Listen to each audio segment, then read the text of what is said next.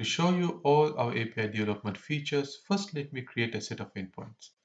When you click on Create New Item button, this will allow you to create API endpoints. First, you need to select the backend category, and then you need to select the template blank API endpoint.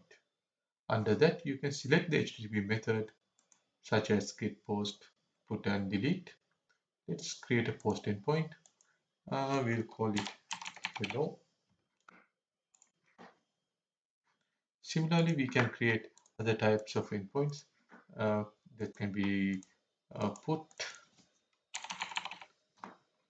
and similarly, we can create a delete endpoint.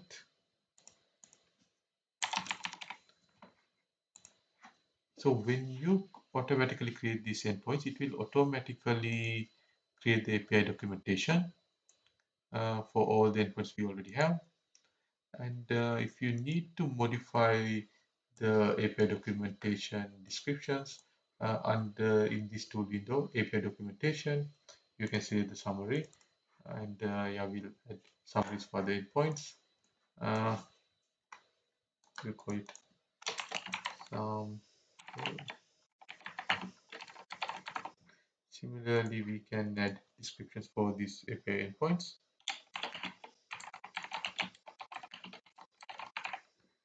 When we go back to API documentation page, as you can see, it is already there. So to develop the logic for the API endpoints, first you need to drag and drop blocks from here. There are like different types of blocks that are there. First, there are blocks related to handling various events. Uh, these are similar to middleware events that are there in web frameworks like Express.js, ASP.NET Core, and things like that. So you can add logic before the request is handled for that particular endpoint, and the when request is handled is where you put all your API logic here.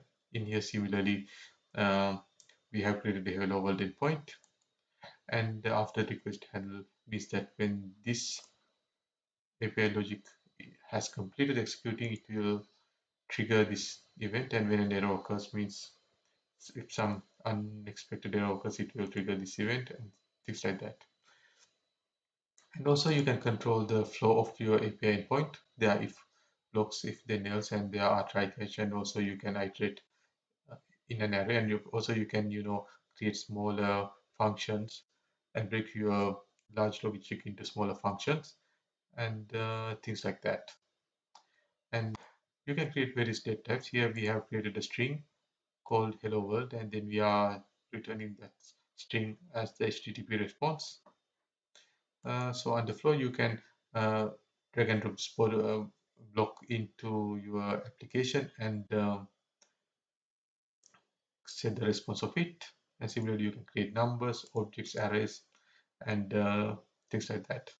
Similarly, there are blocks to read data from MySQL, which I'll be talking in detail in my upcoming videos.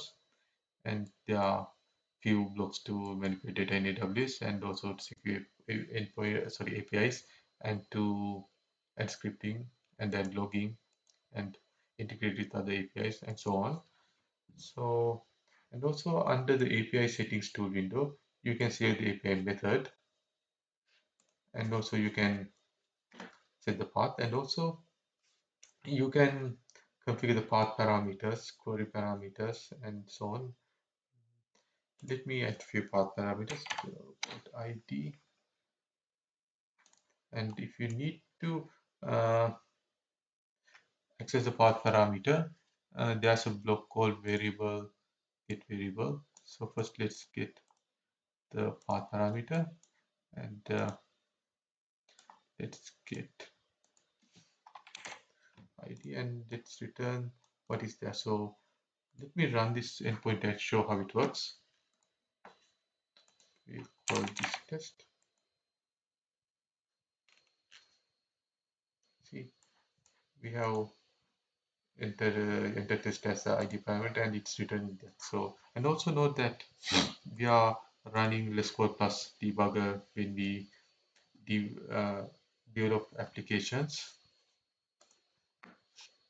As you can see in the debugger, you can see the blocks that are executed in a sequence. And similarly, you can access the post parameter here. And also, let me show how post works. Uh, let's return the post variable in the response. Let's run the API. And in the post body, you can define the JSON. And when you run it, you'll see the blank object is sent. And let's add some values here.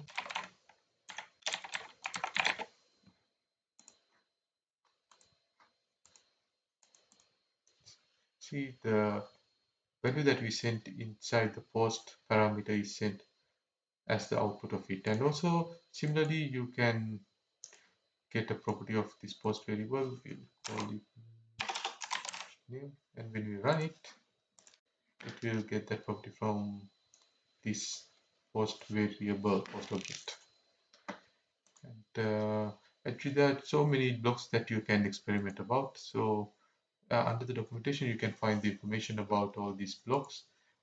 And also, there's another easy way for you to see the properties of this block. So if you go to this real time help for the select item tool window, there are descriptions for each block, so that way you can see how to use these blocks.